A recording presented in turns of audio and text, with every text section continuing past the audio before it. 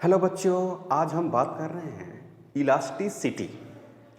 Elasticity में some important formula की बात करेंगे। तो सबसे पहले हम लोग इलास्टिसिटी के बारे में अगर समझते हैं तो अगर आप किसी बॉडी पे एक्सटर्नल फोर्स लगाते हैं तो उसके शेप एंड साइज में क्या कर जाती है, चेंज आ जाती है।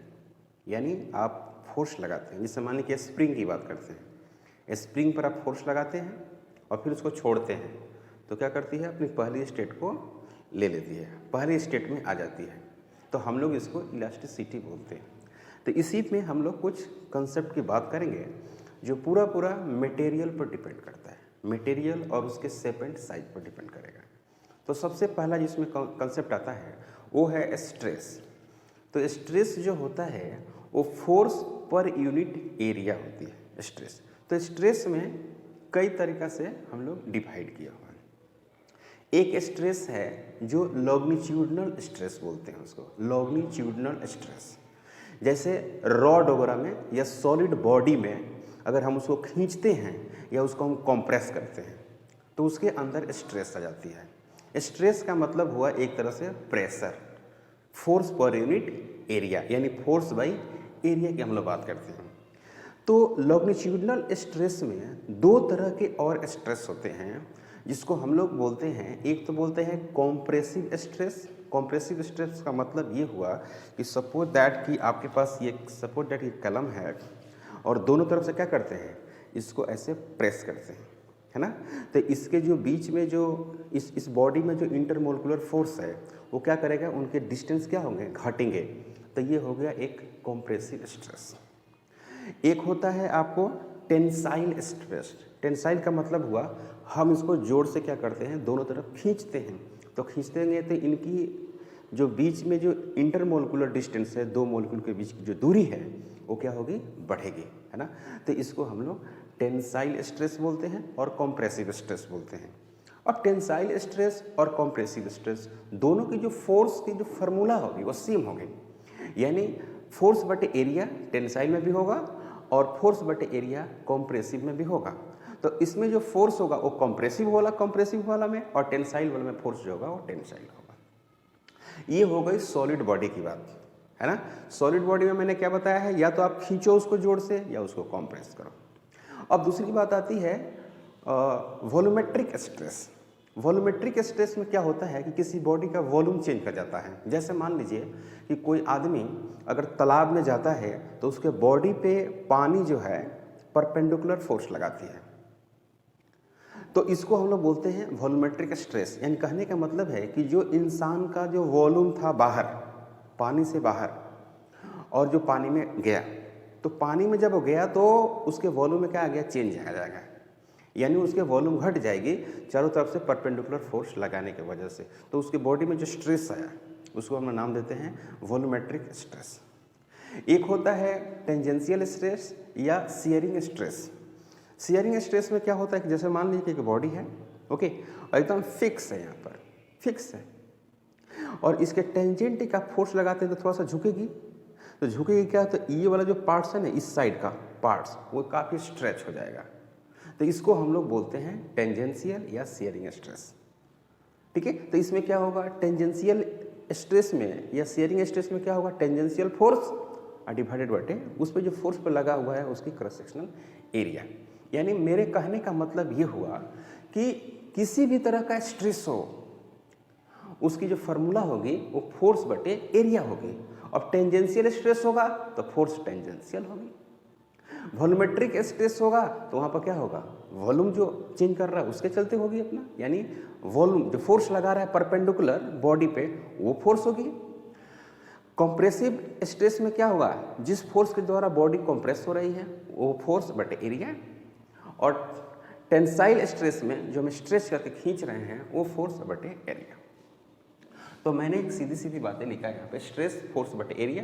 तो लॉन्गिट्यूडनल स्ट्रेस में दो बातें मैंने लिखा, एक टेंसाइल स्ट्रेस जिसको मैंने जैसे यहाँ पर फिक्स कर दिए, ये तार है और इसमें एम मास हैंग कर दिए तो क्या कर रहा है, स्ट्रेच कर रहा है, स्ट्रेच कर रहा है। तो इसकी फोर्स और इसकी वाई की जो क्रॉस सेक्शनल एरिया होगी, क्लियर। तो कॉम्प्रेसिव स्ट्रेस अब जैसे ये बॉडी है, इसको क्या कर दिया, कॉम्प्रेस कर दिया, दाब दिया इसको, तो ये फोर्स बटे एरिया हो जाएगी। वॉल्यूमेट्रिक स्ट्रेस में क्या हो गया कि ये एक स्फीयर है, इसको हमने फ्लूइड में डाल दिया, यानी पानी में डाल दिया, तो चारों तरफ से फोर्स लगा रहा है, इसके वॉल्यूम में क्या आ गया, चेंज आ गया, तो इसमें स्ट्रेस आएगा। और एक है टेंजेंशियल स्ट्रेस, ये क्यूब है ऐसे फिक्स रखा हुआ है, इसके हॉरिजॉन्टल एक फोर्स लगाया गया, तो क्या कर गया, थोड़ा सा चेंज कर गई, तो हम लोग स्ट्रेस बोलते हैं इसको। तो स्ट्रेस में अगर मान लीजिए कि हम लिखते हैं इसमें स्ट्रेस,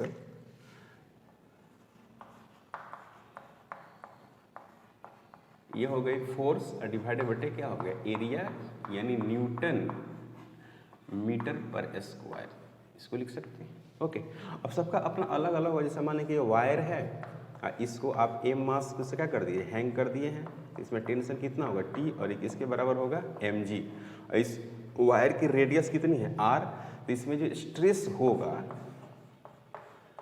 वो होगा आपको एम जी डिवाइडेड बटे पाई आर स्क्वायर, समझ में आया, जैसे एरिया, ये स्ट्रेस हो गया इसके अंदर।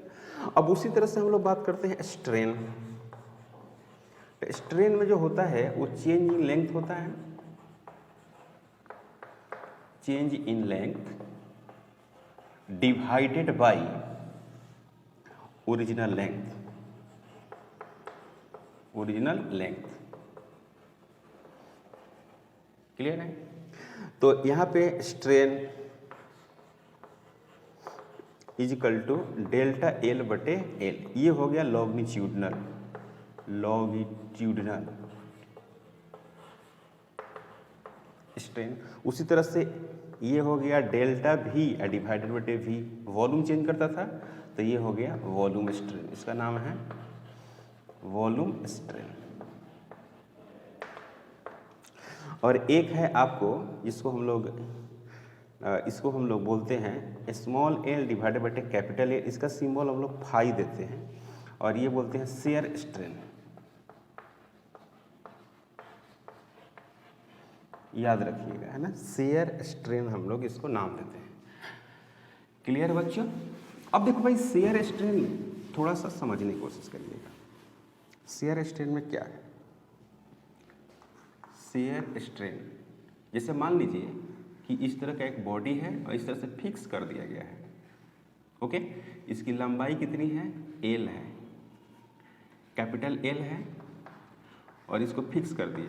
अब हम क्या करते हैं, इसको फोर्स लगाते हैं एलोंग द टेंजेंट, जैसे एलोंग द टेंजेंट फोर्स लगाएंगे तो ऐसे हो जाएगा, है ना, इस तरह से हो जाएगा ये, है ना, ये फिक्स कर दिया गया यहाँ पर, तो ये कितना बढ़ा, ये हो गया फाई, ये स्मॉल एल चेंज कर गया यहाँ से यहाँ पोजीशन, और ये कैपिटल एल रहेगा, तो क्या लिखेंगे, tan phi is equal to small L capital L for very small, तो फाई इज इक्वल टू क्या लिखेंगे, small L capital L. This is the shear strain, है कि नहीं, इसको बोलेंगे भाई शेयर स्ट्रेन।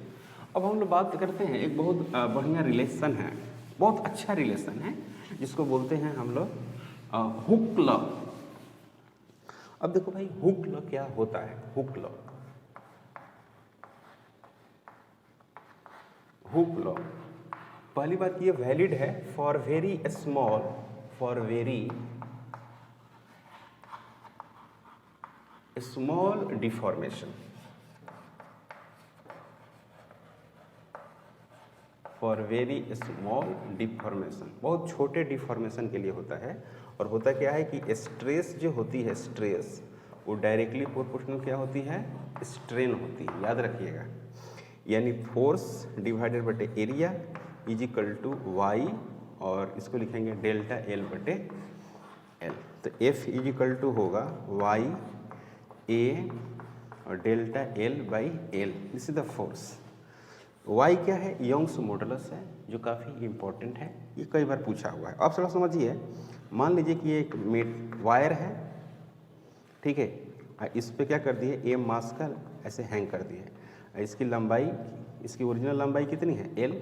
अब इसको हैंग करने से क्या होगा, डेल्टा एल में इसको चेंज आएगी, तो हम लिख सकते हैं कि जो फोर्स होगा वो क्या होगा, एम इंटू जी होगा, तो लिखेंगे क्या, M G is equal to Y into pi R square into delta L divided बटे एल, इनिशियल है ना, या ऐसे लिख सकते हैं, ये स्मॉल चेंज हो गया,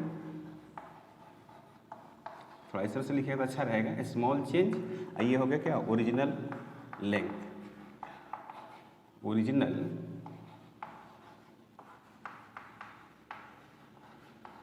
लेंथ। तो यहाँ पर क्या होगा, M G is equal to Y और पाई आर का square into small L divided by क्या, कैपिटल एल। तो अक्सर आपको निकालना रहेगा, डायमीटर वगैरह निकालना रहता है ना, या रेडियस निकालना रहेगा, इस तरह से अपने वैल्यूज को कैलकुलेट कर सकते हैं यहाँ पर। तो y इज इक्वल टू और निकालना होगा, suppose that y is equal to, तो लिखेंगे क्या है, एम जी है ना, और कैपिटल एल डिवाइडेड बटे पाई आर स्क्वायर इंटू क्या लिखेंगे, स्मॉल एल, ऐसे लिख सकते हैं। ओके, अब यहाँ पे डेंसिटी के टर्म में अगर इस वैल्यूज को हम लिखें, सपोज द डेंसिटी के टर्म में लिखता हूँ है ना, तो डेंसिटी बराबर जो होता है, density is equal to mass by क्या होता है, वॉल्यूम होती है। तो मास इज इक्वल टू हो गई डेंसिटी इंटू वॉल्यूम। तो mass is equal to density और वॉल्यूम को लिखेंगे ए इंटू एल।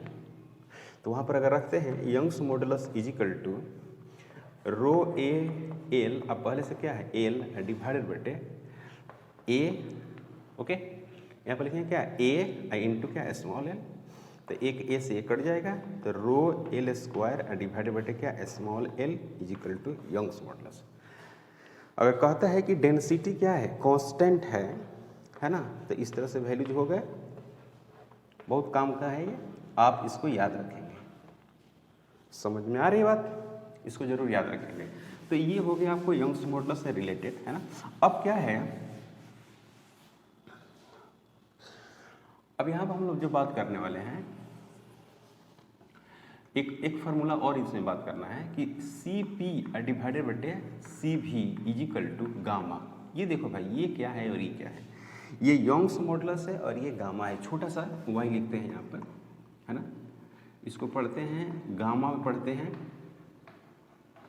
है ना, इसको बोलते हैं molar heat capacity, molar heat capacity at constant volume, at constant volume, इसकी जरूरत पड़ेगी। इसको पढ़ते हैं molar heat capacity, molar heat capacity at constant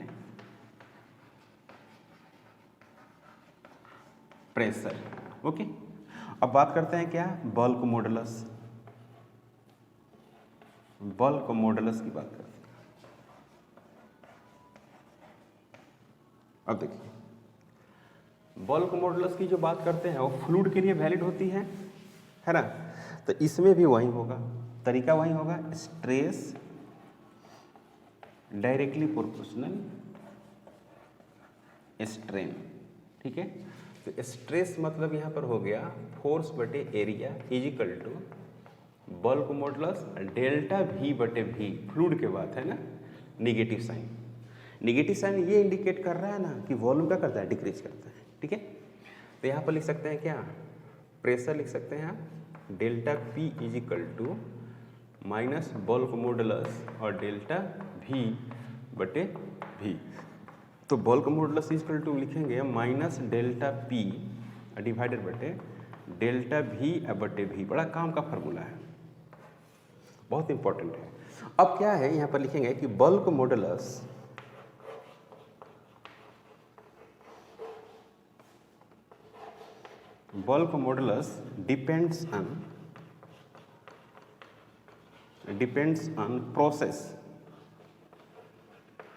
depends on process of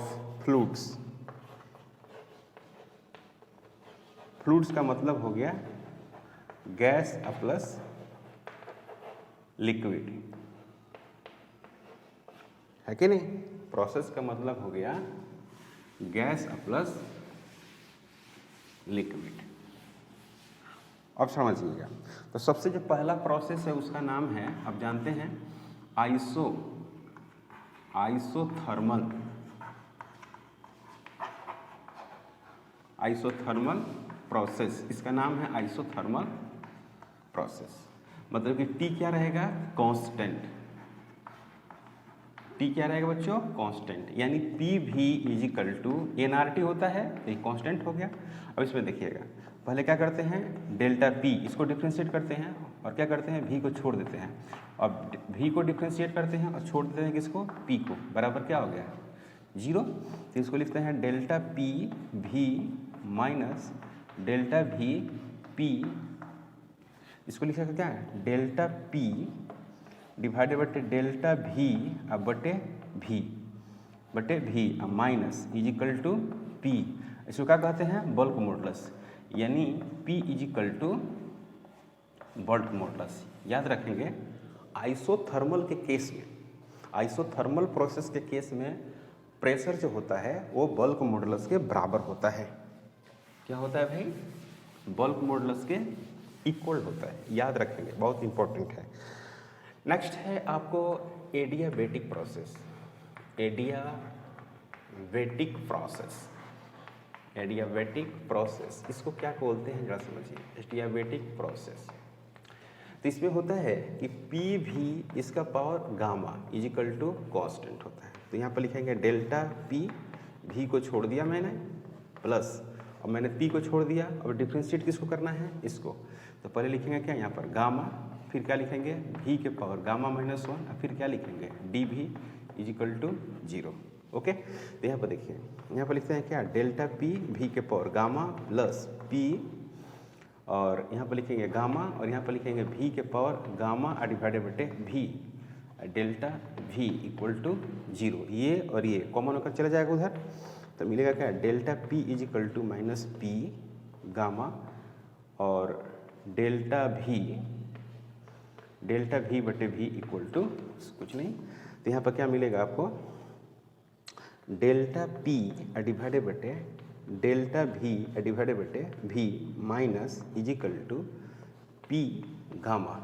इसको क्या पढ़ते हैं, बल्क मॉडुलस। तो bulk modulus is equal to P into gamma.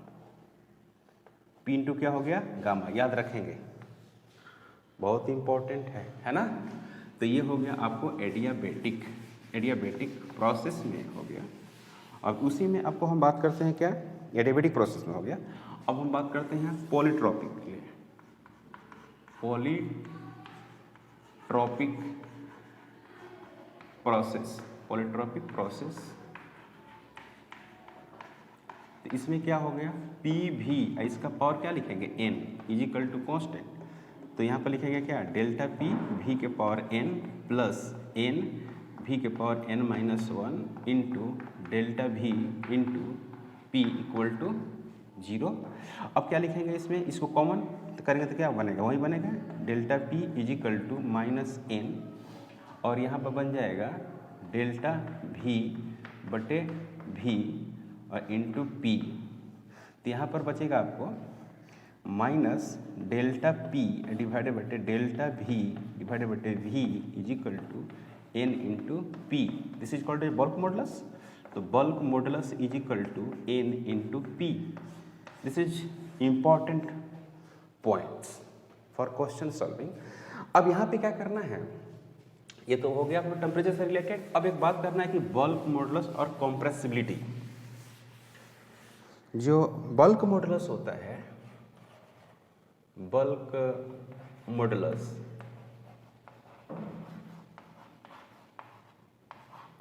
Is equal to 1 बटे क्या होती है, कॉम्प्रेसिबिलिटी होती है।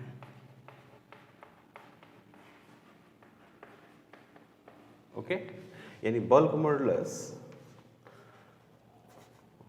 1 बटे क्या होता है, के, दैट्स के कॉम्प्रेसिबिलिटी है यहाँ पर, हो ना। के क्या है भाई, कॉम्प्रेसिबिलिटी है। ओके, अब क्या करते हैं कि हम बात करते हैं स्ट्रेस और स्ट्रेन की। तो स्ट्रेन हमने पढ़ा, थर्मल स्ट्रेस एंड स्ट्रेन। यहाँ पे बात करते हैं क्या, thermal stress and strain. Okay, मान लीजिए कि इस तरह से एक रिजिड वॉल है, और ये क्या है आपको, इधर भी रिजिड वॉल है, और इसमें हमने फिट कर दिया एक रॉड उसकी लंबाई क्या है, स्मॉल कैपिटल एल है, क्रॉस सेक्शनल एरिया क्या है, ए है, यहाँ पर T1 टेम्परेचर, यहाँ पर T2 टेम्परेचर है, यानी T2 क्या है, ग्रेटर देन क्या है, T1, बढ़ा रहे हैं इसको, तो L2 जो होता है वो क्या होता है, L1 1 plus alpha delta T, एक फार्मूला होती है, इसको सोल्व करिए तो मिलेगा delta L divided by L is equal to alpha delta T, यानी ये हो गया थर्मल स्ट्रेन, थर्मल स्ट्रेन, और ये हो गया अल्फा और डेल्टा टी। अल्फा आप समझते हैं कोफिशिएंट ऑफ लीनियर एक्सपेंशन है, क्वेश्चन में आपको दिया रहेगा। ओके, उसी तरह से हम बात करेंगे क्या, अब बात करते हैं क्या हुक्स लॉ का, तो हुक्स लॉ में वही लिखेंगे ना, स्ट्रेस डायरेक्टली प्रोपोर्शनल क्या, स्ट्रेन, तो लिखेंगे force divided by area, Young's modulus delta L बटे एल, तो इसको लिखेंगे फोर्स बटे area is equal to Y alpha और डेल्टा टी, इसका नाम हो गया थर्मल स्ट्रेस, इसको पढ़ेंगे thermal stress is equal to Y alpha delta T. याद कर जाना बच्चों, काफ़ी इंपॉर्टेंट है ये फार्मूला, हमेशा क्वेश्चन आता है यहाँ से। अब बात करते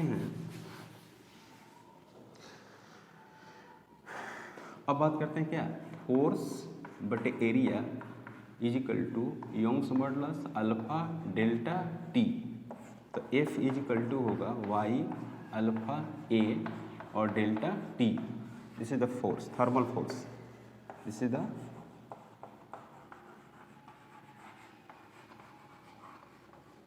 थर्मल फोर्स।